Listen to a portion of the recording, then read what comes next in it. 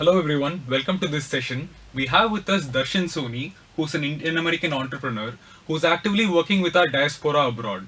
He's here in India for the Pravasi Bharatiya Divas, where he was a panelist speaking on the issues that students face while living abroad. It's a pleasure to have you here, Darshanji. Thank you. And can you tell us more about your work and what motivates you to do that? Yes, absolutely.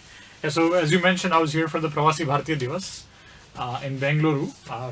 That happened from 7th through the 10th of January, and it was a wonderful event. It was a good opportunity to meet a lot of people from almost, I believe, 72 countries. So a lot of registrations and a lot of excitement in the diaspora community about visiting India, about engaging with India. Motivation really is to sort of stay connected to India, stay connected with Indians, and engage with India in more meaningful way wherever possible and however possible. So since I'm based in the United States, I feel that's one of the ways in which I can help people coming from India.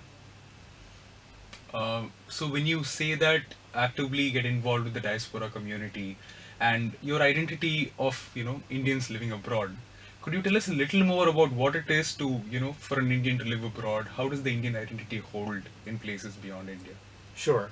Yeah, it's actually when you say identity, it really means who we are, where we come from, what we believe in, what are our cultural values and ethos, and it's very important for all of us to be rooted in that, and perhaps as an example or as maybe a way of thinking, I can confidently say that regardless of which passport you hold, regardless of which country you're living in, if you're from India, if you're an Indian, whether you're a second generation, third generation, fourth generation, and fifth generation, and we have examples of diaspora in all of those generations, right? So not just the United States and the UK and the Western countries, but diaspora exists in the Girmitia countries or the Gulf countries.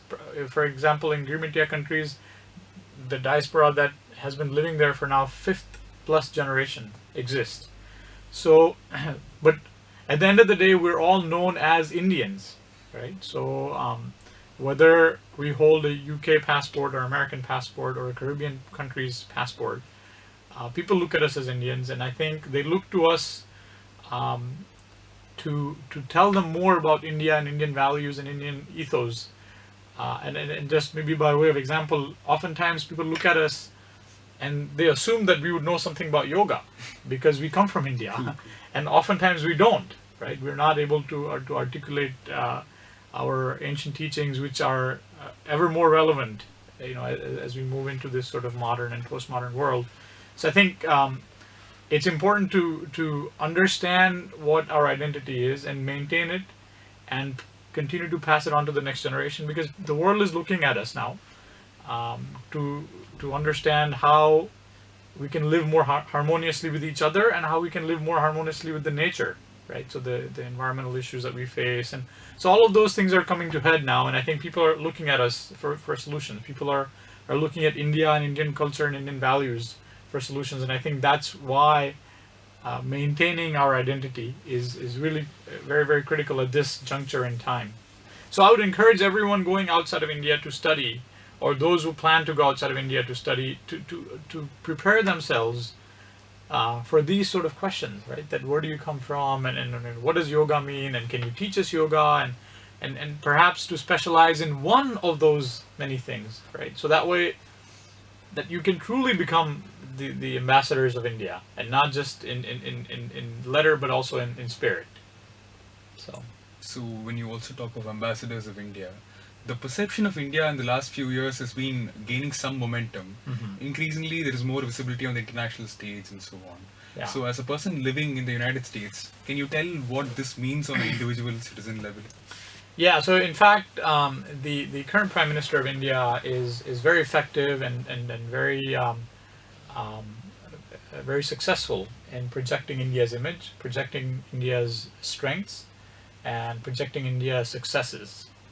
And some examples, obviously, which are known to all of us, that this International Day of Yoga was accepted by so many countries in such a short span of times.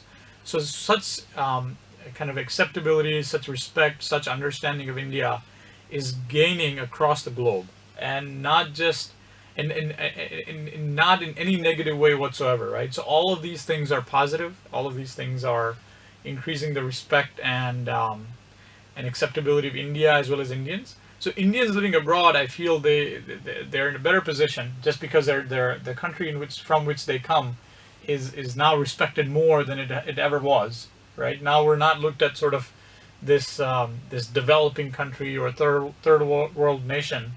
So I think that kind of image and that kind of respect across the board from a local citizen to the government organizations, I think has helped us feel more proud and feel more kind of appreciative of our own country and our own culture and feel connected. And I think as a result of this kind of shift in people's perspective, one thing that has happened is there is a tremendous number of Indians abroad in the diaspora community who want to engage with India in one way or the other, whether it's through business, whether it's through philanthropy, whether it's through helping helping Indians come to abroad, or helping Indian students settle in America. So there's a lot of interest in sort of being Indian, if you will. So I think that is a kind of a great change and something that we're all very proud of.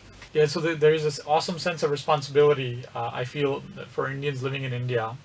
And, as Mahatma Gandhi has famously said, that be the change that you wish to see in the world.